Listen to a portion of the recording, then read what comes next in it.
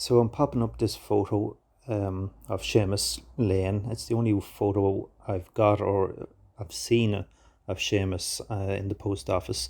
The next to Seamus is James O'Rourke, but it's mostly Seamus we're focusing on here. I believe he was in the post office, or he ran the post office from 1955 to 81. So I'm old enough to remember being in the shop. I would have been 81. I'm not too sure if he retired. I know he died. I don't know if it was suddenly, but at 81, I would have been 11. So I sort of would have been in the shop a few times. I'm hoping in the 26 years that he was running it, that there's bound to be maybe one or two more photos out there. Actually, last week I was speaking to a local colleague of mine. He'd be maybe one or two, maybe 3 years older than me. He's going to remain nameless, but for the sake of putting a name on him, let's call him John. And John would have been in the post office as well on many occasion. But I don't know if any of you remember back in the day, there used to be a return deposit scheme. You know, you could gather some bottles up and go into your local shop and get a few pence or pennies, or if not, you'd at least get some sweets or a little bit of red lemonade or something. But anyway, John, this fella John, he had to, satisfy his sugar cravings, and he'd sneak into the post office's backyard, basically the storage facility behind the post office, and he'd grab as many bottles as he could carry, and carry he did straight back in the front door of the post office to avail of the return deposit scheme and fill his pockets with whatever was sweets of the day was. So I don't know, fruit salads or bullseyes or whatever they were anyway. So anyway, John, you know who you are. So yeah, if anybody has any similar stories, should pop them up in the comments. But as I say, we're looking for photos of Seamus if anybody has any. Stay tuned. It's always good to get my dad's take on the post office and Seamus. So up next is my father, Paddy Gaffney. But I've only one. What I'm hoping to do is put up the only photo I have of Seamus Lane. But I'm putting it up in the hope that maybe somebody will come back with some other photos. Wouldn't be too many taking photographs. Yeah, but at the same time, I mean, he was in the village from. Yeah. I looked up the postal record. So basically, that's the photo I have of him and James. Yeah. So he was. James O'Rourke and Seamus. More like under the shoulder. No, it's definitely James. I actually got that of Anime Farrell, I think, many years ago when she was alive. So, oh, not Anime Farrell, Anna Farrell, yeah. Jesus, I'll have to put that up on the internet. Love Natalia onto me. Yeah. So Seamus, so the post office, well, he was in the post office from 1955 to 1986. I think it was roughly 26 years. The post office from when he was a child. I thought he came here from No, somewhere. his father came. Right, so can you tell us about the father? The father was What was his father's name? I don't know, but he was a ship's Doctor or something. He was the next thing to a doctor is what? I don't know, an apprentice doctor? No, a man that can do medical things but never qualified. I don't know. He was a ship's... First aid person? Yeah. Or nurse, or...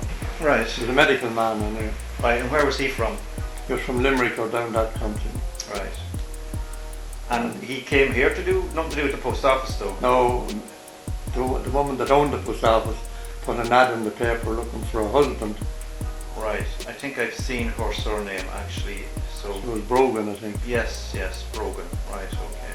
And Mr. Lane arrived up and obviously had a bit of spare cash from the ship. Right, from his Navy travels or his Navy shipping travels, days. and married into it. Right. So So, Seamus used to ask me when I'd be heading down to Kerry years ago, right. did I meet any trucks on the road with Lane on the top of them? There were some of his relations down Limerick area that were in the trucking business. Oh, okay. He never met any of them, but he knew that they were. So basically, his Seamus's father answered an ad in the newspaper. Well, there was a Daily on the Celta, what it was, Yeah. some paper on there. Okay. He was looking for a husband and got one. So it was the lady that was looking for a husband and got one. Yes. Right. Okay. And it was him to save Terry Smith, Tommy's brother. He got into a tea chest. He had it down at the river on the high flood, Right. and he got into the tea chest to see would it float. Right. And the flood took him down and under the bridge, and it was filling up and filling up. And there was a man by the name of Mickey Tracy that lived for Patrick Farrell. Yeah. He worked for the Farrells, thatched house. The Tracys were poor people. Right. Mickey was down at the bridge. He might have been with some of Farrell's cattle, giving them a drink, I don't know. Okay. Pulled Terry out of the river anyway. Caught the tea chest and pulled Terry. And Terry was drowning at the time. He Okay. was underwater. Is it Terry Smith up here in the Yes. pub here? And he So- brought him up to the post office. Right. And now Lane was a big man, and he caught him with the two legs and brought him up on the counter and shook him and got all the water out of his lungs. He knew what to do. So he was actually drowning, like he Oh, he was drowning. He was unconscious. He was like. unconscious, yeah. Right. Okay. And that's how Terry was saved by Mr. Lane's father, Seamus's father. Okay. That's what I was told anyway when I was a gossip. A tea chest in high flood on the river. Yes, Jesus. down at the back of the house. Yeah, Smith's garden went down to the river, that's right. Yeah. and Terry was playing with this tea chest. No, the wooden tea chest. Oh, I know. Yeah, yeah. Okay. That's the story I had anyway. Okay. So and Seamus was basically their only. The only son they had was Seamus. Right. And Seamus. And he had I never remember the father now. But when he came to the village, the local IRA thought he was an English spy, Seamus's father. Seamus's father. And he used to go walking down the Butlersbridge Road in the summer's evening. And he wasn't talking then, he wasn't married at this stage, he was only after arriving in the village. So he was a fresh face in the village. A fresh face in the village, and so Eddie Fitch and a crowd of the local IRA men kidnapped him one evening Okay. and brought him into those old sheds in our lane. In Drumsilla. You know what the old sheds used to Yeah. be there where Jude Connolly used to, and there was an old dwelling there that used to keep meal and stuff for cattle. Yeah. And they brought him in there and interrogated him. Probably at gunpoint. No, well, they wanted to find out he wasn't very strong. He told them everything, and that's what he told them, what I'm after telling you. The ad in the newspaper and so on Yes. and so forth, right? And that he worked on a ship. Right. There was a name for the job he done. He wasn't a doctor, but he'd have been like the Red Cross. Volunteer No, he wasn't, but he was trained to do. medical procedures, basic medical Basic procedures, medical- first aid, and Yeah, it may have been with the Red Cross. life saving. So he would have had a certain amount of Yeah, he had knowledge. knowledge and that end of things. And that's how they got the whole knowledge out and where he came from. So he was let go, and that was it. He lived happily till he died then. But it was later on that saved Terry. He was well established in the village then. Okay. So Seamus, apart from, everything was sold in the post office, really, wasn't it? More or less. Yeah, he had an import license for biscuits during the war. He used to bring biscuits in from England. He never used to do van deliveries or anything like that. It was Oh, just yeah. Oh, he did. Okay. He'd get a container of biscuits. Is that why there's so many sheds out there? Correct, yeah, and they'd be all stacked in there, and he used to deliver them around the shops. God, biscuits must have been able to have a good shelf. No, but you see, they weren't.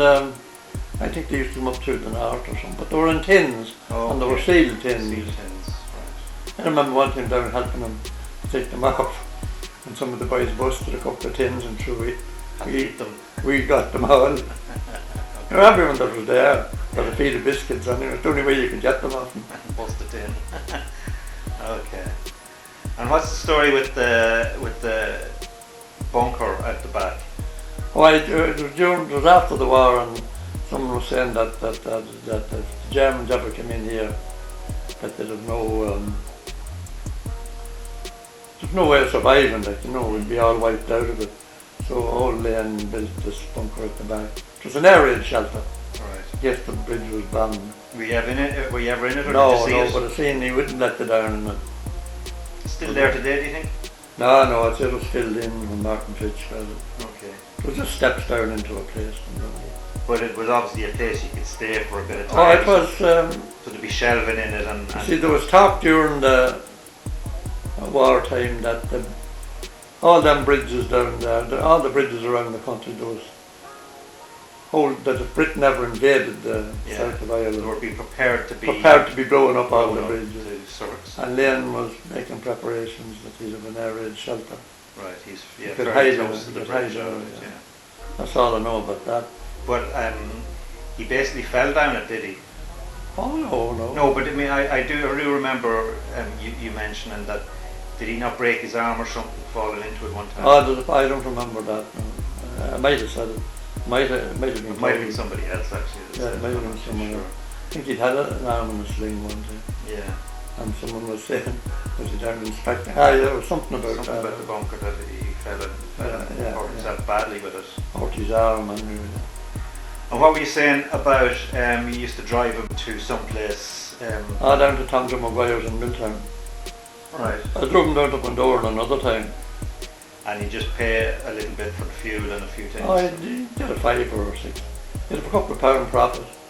Yeah. The last time I brought him to Bundoran, he sent the bicycle down in one of McLaren's vans. Some of the boys sent the bicycle down, and he got me to. He wouldn't sit with the driver in McLaren's van. And he got me to drive him down. On the bicycle. Why was that? He was afraid. He was a very nervous driver, but he knew I was a fairly good driver. But I drove very fast down. In the first chapel we seen in Bundoran, he had to get out to go into the chapel. Say a few prayers. Thank that he got here. So he was just I very... was wondering why he wanted to get into the chapel. Right. She would tell me when he came out, she was so delighted to get in, to thank God that it. Got this far. And when I was coming back from Bundoran, I broke a spring in the car, and he heard about it. Profit gone, he says. He was delighted that I broke the spring, Right. that it wasn't. And he was a madman, and he had the car away before that, an A40 van that used to deliver the biscuits in, and everyone was afraid of their lives in a minute. Well, he was just a bad driver, was he? No, a fast driver. Right. There was no other yokes on the road, but he was afraid of anyone else that was. And he quit it. He sold the van, the whole lot. And He quit it because he was a nervous driver? correct. He was a very nervous man generally. Anyway. Okay. Well, tell me, I know you mentioned this before, but tell me about the time you had to send him down to, and him locking up. Oh, I brought him down, and he had about 4 or 5 locks on the door, the front door. Checked the back doors, and everything was locked up, and then got into the car. And the security was there just because he was afraid the place was being robbed or something? Oh yeah, post office came round. Yeah. So we got into the van, anyway, the van I had it today.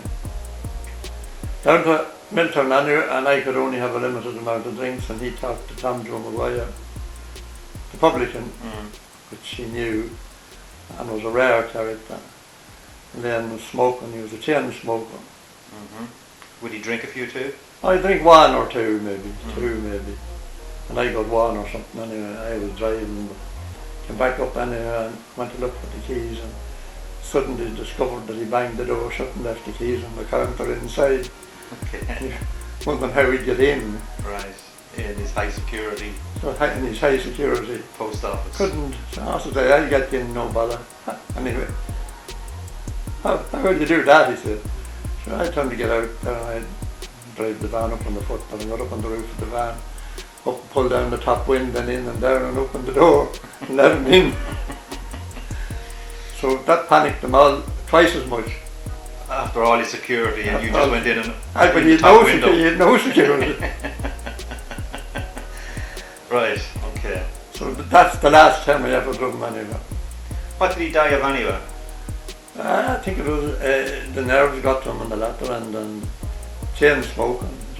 Just bad health in general then? Bad health, and he couldn't breathe hardly. Oh, It okay. was all the time. His fingers were all Yeah. nicotine in his mouth, you know, like he. The more nervous he got, the more he'd smoke. Oh well, that's, he was a chain smoker. Right. And was the place ever raided or? Not at all. There was nothing to raid in it. Okay. Only like a stamps. You know, like Yeah. And, what, any money he had would be in the bank. and how many years was it the local telephone exchange or something like that? Or? Well, when we had, it must have been 70s, because when I used to phone him from the house there, you could hear the tick. In the beginning, it only lasted a short time. I'd say, when I was ringing someone, I'd say, I think Lane's listening, next thing you'd hear the tick. Of him pulling out the jack. And if he was fond of my car, he'd be always asking about my car, and he thought that he was friendly with them, and there was a couple of daughters in there that he used to be Right. talking about. Yeah. And if I were ringing my car and he'd want to listen to hear what I was saying, Right. Get a little bit of inside I just information. didn't say, it'd be all about work, I'd be ringing them anyway. Yeah. But he just wanted to be listening. And you could hear in the- general, would he be listening? I mean, how many? There wouldn't have been many phones in the bridge anyway, would there? Well, he was the only one. There'd been a few. Anthony Farrell, the phone. And did anybody else mention him listening in on their conversations? No, but everyone wise for it at the time. Anyway. And like he was genuinely, was he? Of course he would be. I'd be often in talking to him. And he'd be And listening. someone, and something, the yolks would fall down. He'd flip it over. And he'd Yeah. go over and plug in the yoke, and the next thing. Yeah, so through now, and he'd still hold the phone to his ear. And I'd say, don't be listening there, so. So you actually seen him listening. Seen him listening, so, which I knew anyway. He wanted to hear what was. At that time there was a guards barracks in Ballyhays, and he was the only direct line. If the guards had to be wrong about anything, if there was someone making a complaint, he'd have to go down, about a dog, or someone that hadn't the dog license, or some damage around the village. Okay. He'd ring the guard. It was in Ballyhays he had to ring, He not would have guard. been a bit of a source of information, so. He was a spy, and right. He'd ring the guards if anything, any little bit of noise or anything, he'd be ringing. Right, okay. He was afraid of his life. He was a nervous wreck. Okay. And But he was a nice man, yeah. There's no badness in him or anything. But the place wasn't kept in much organised order. Oh, well, Anna worked in it. There was 2 girls worked in it at one time. Oh right, so it was a fairly busy out spot. When the mother was alive. But it was one of them for doing the cooking. Seamus never had to cook, you see. Right. He'd get his meals presented, and when to be shaven, to be one of them, to be one of the girls holding him, or we used to go in the back and peep through the window of a Sunday morning when he'd be shaving. Right. And you'd see, I don't know what the girl was doing, talking to something. He'd be holding the mirror in front of him, and Anna would be giving him up the razor. This would be the cutthroat razor. No, I think it was an old razor. Oh yeah. But nearly have to do everything for a moment. He'd just do the, he wouldn't let anyone near him with the razor. Okay. Just to nick him. But he used to come out all shined up, and he had a lovely head of hair, Okay. wavy head of hair, just as you've seen in the photographs. Yeah. It was Anna kept the show running. He didn't know much about the phone. And that was Anna Brogan or Anna Lane. Anna Farrell, Patrick's mother. Oh, like afterwards, and yeah. No, but she done the whole books. All right, so she would have been employed while Lane was She'd there. be given dog licenses and Yeah. radio licenses, you give all that stuff So out. you used to have a license for a radio back then? Oh yeah, well, you'd have, if you hadn't one, and the local postman, some of the postmen, and they came into the house and tell the Seamus, Pat Gaffney has a new radio down there, he's able to check if it was.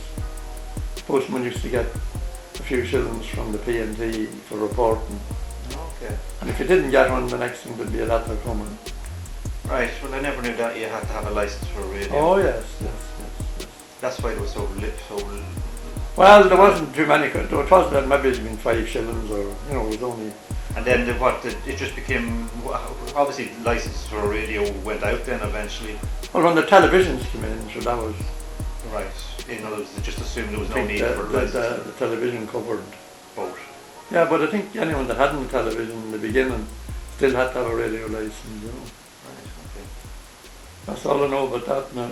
Alright, and you used to sell fish and baits and... Yeah, in the summertime there'd be people fishing up the bridge there and you'd have a lot of baits there. Alright, By baits up in Bob actually. okay. Alright, we'll move on.